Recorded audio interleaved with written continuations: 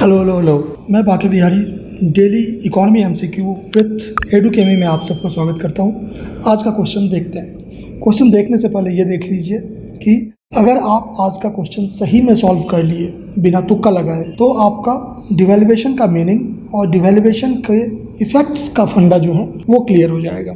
ठीक है, previous year question है, बार बार पूछा हुआ है कि डिवेल्युएशन होना अच्छा है बुरा है। ठीक है, आरबीआई गवर्नर को कंसर्न होना चाहिए नहीं होना चाहिए, ये फंडा आपका साफ हो जाएगा। चलिए क्वेश्चन पर सीधे चलते हैं। ये क्वेश्चन प्रीवियस ईयर क्वेश्चन है, 2021 में पूछा हुआ है। ठीक है, consider the following statement. The effect of devaluation of A currency is that it necessarily, ये वर्ड नेसेसरीली को बहुत ध्यान से देखना है, काम आएगा। ठीक है, नेसेसरीली मतलब पक्का ही वो होगा क्या, इफेक्ट ऑफ डिवेल्युएशन है क्या। ऑप्शंस क्या क्या है। 1, improve the competitiveness of domestic export in foreign market, कि फॉरेन मार्केट में हमारा प्रोडक्ट जो है वो सस्ता बिकेगा, मोर कम्पिटिटिव हो जाएगा। 2, increase the foreign value of the domestic currency, rupee का जो फॉरेन वैल्यू है, डॉलर के टर्म में वैल्यू है फॉर एग्जाम्पल, वो बढ़ जाएगा। इम्प्रूव द ट्रेड बैलेंस, हमारा जो ट्रेड डेफिसिट है क्या वो बेटर हो जाएगा। देखते हैं एक एक करके स्टेटमेंट्स को देखते हैं। पहले जो थीम है ये देख लेते हैं कि meaning of devaluation, devaluation of rupee का क्या मतलब हुआ। भाई डिवेल्युएशन या फिर इसको वीकेनिंग भी कहते हैं। ठीक है, रुपये का कमज़ोर होना। लेट्स से कि अभी $1 इज़ इक्वल टू ₹80 है। ठीक है, तो यहाँ से अगर $1 इज़ इक्वल टू ₹160 हो गया, दैट्स केस ए। और यहाँ से अगर $1 इज़ इक्वल टू ₹40 हो गया, case B. Now let me know in which case A and B do you think rupee has devaluated, rupee का जो स्ट्रेंथ है वो वीक हो गया, किस सेंस में, ए और बी किस सेंस में। तो क्लियर है, ए सेंस में। क्यों? क्योंकि पहले $1 बाई करने के लिए ₹80 लगता था, अब $1 बाई करने के लिए ₹160 लगता है। मतलब रुपी का परचेजिंग पावर जो है वो घट गया। ठीक है, तो that is the meaning of, तो ये जो है दिस इज़ डिवेल्युएशन। आप डिप्रिसिएशन भी कह सकते हैं, जब मार्केट के कारण ऐसा होता है, मार्केट सप्लाई डिमांड के कारण, उसको डिप्रिसिएशन कहते हैं। डिवेल्युएशन कहते हैं जब सरकार या सेंट्रल बैंक करती है। ठीक है, फंडा क्लियर डिवेल्युएशन का। एक बार इसका टेक होम मैसेज लिख लेते हैं। ठीक है, तो डिवेल्युएशन ऑफ रुपी का मतलब हो गया more rupee is required to buy same dollar. ठीक है, सेम डॉलर, $1 खरीदने में अब ज़्यादा लग रहा है। ठीक है, this is devaluation of rupee, मतलब परचेजिंग पावर जो रुपी का है इन टर्म्स ऑफ डॉलर वो रिड्यूस हो गया। राइट, तो डिवेल्युएशन समझ गए। अब आप चैट में बताइए कि एप्रिसिएशन का क्या मतलब होगा भाई। ठीक है, एप्रिसिएशन का मतलब आप बताइए। अगर डिवेल्युएशन का मतलब more rupee is required to buy same dollar, what do you mean by appreciation. ठीक है, चलिए, तो आई एज्यूम कि आपका डिवेल्युएशन क्या है, आपका फंडा क्लियर हो गया, अब आप कंफ्यूज नहीं होंगे। ओके, अब डिवेल्युएशन के इम्पैक्ट को देखते हैं एक एक करके। हमारे क्वेश्चन में 3 स्टेटमेंट है। ठीक है, एक बार में एक देखते हैं। पहला बोल रहा है कि devaluation improves the competitiveness of the domestic export in the foreign market, Indian product का दाम फॉरेन मार्केट में कम्पिटिटिव हो जाएगा, मतलब सस्ता हो जाएगा। चलिए चेक करते हैं। ठीक है, सबसे पहले तो लेट्स एज्यूम कि इंडिया में $80 पर केजी जो है वो कश्मीरी एप्पल बिक रहा है। ठीक है, इंडिया में एक एप्पल ₹80 या 1 केजी ₹80 का है, बहुत सस्ता हुआ। कश्मीरी एप्पल महंगा बिकता है, बट लेट्स से कि हमारा मार्केट सस्ता है। ठीक है, नाउ लेट्स से कि रुपी जो है पहले $1 इज़ इक्वल टू ₹80 था, और यहाँ से रुपी डिप्रिसिएट होके हो गया है $1 इज़ इक्वल टू ₹160। अब हमको ये देखना है कि फॉरेनर्स अगर हमसे कश्मीरी एप्पल खरीद रहा है तो उसको इस केस में ज़्यादा पैसा देना पड़ेगा या इस केस में, बताइए आप, एनी गेस। तो क्लियर है कि आप फॉरेनर के एंगल से आप अगर दाम देखेंगे तो आप देखिए, फॉरेनर के लिए 1 केजी एप्पल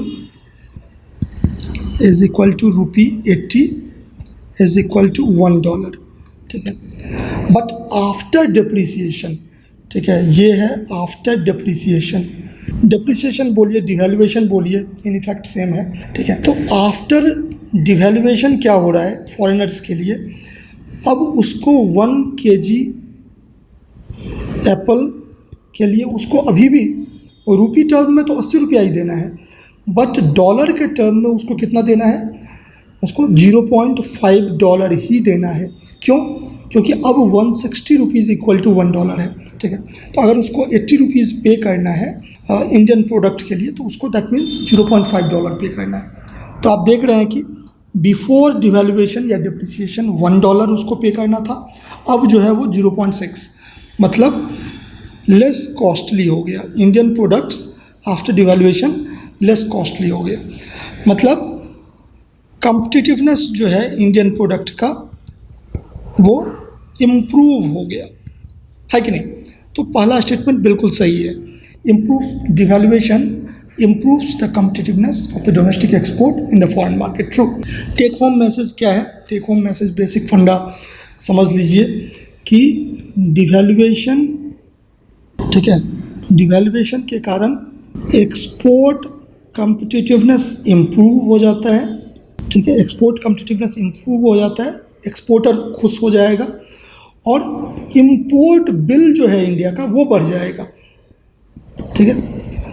ये फंडा क्लियर रखिए कि डिवैल्यूएशन के कारण अगर आप पहले $1 का क्रूड ऑयल मंगाते थे तो आपको 80 रुपीज़ देना पड़ता था, बट अगर डिवैल्यू हो गया और अब आप $1 का क्रूड ऑयल मंगाते हैं तो अब आपको 160 रुपीज़ देना पड़ेगा, ठीक है। तो इम्पोर्ट बिल इंक्रीज़ हो जाता है, इसको आप अपने नोट में लिख लीजिए। डिवैल्यूएशन के कारण एक्सपोर्ट कॉम्पिटिटिवनेस इम्प्रूव हो जाता है और इम्पोर्ट बिल बढ़ जाता है, तो इम्पोर्टर रोएगा, एक्सपोर्टर खुश हो जाएगा। फंडा क्लियर है? ठीक है, चलिए।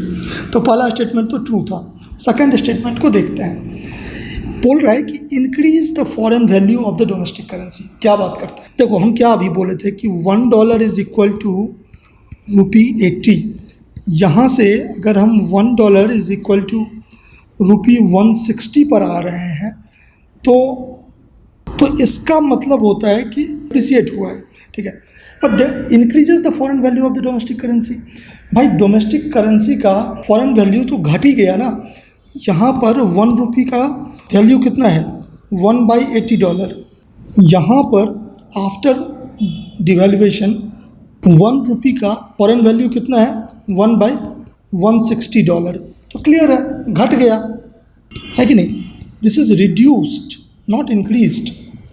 तो टेक होम मैसेज ये है कि बिकॉज ऑफ डिवैल्यूएशन, नाउ इसको लिख लीजिए, foreign value of domestic currency reduces. तो ये फंडा क्लियर रख लीजिए। और अभी हम लोग डिवैल्यूएशन का देख रहे हैं, सेम इसका अपोजिट जो है वो अप्रिसिएशन पर हो जाएगा, या रुपये स्ट्रॉन्ग होगा तो इसका अप्रिसिएशन हो जाएगा, ठीक है। तो फंडा साफ है।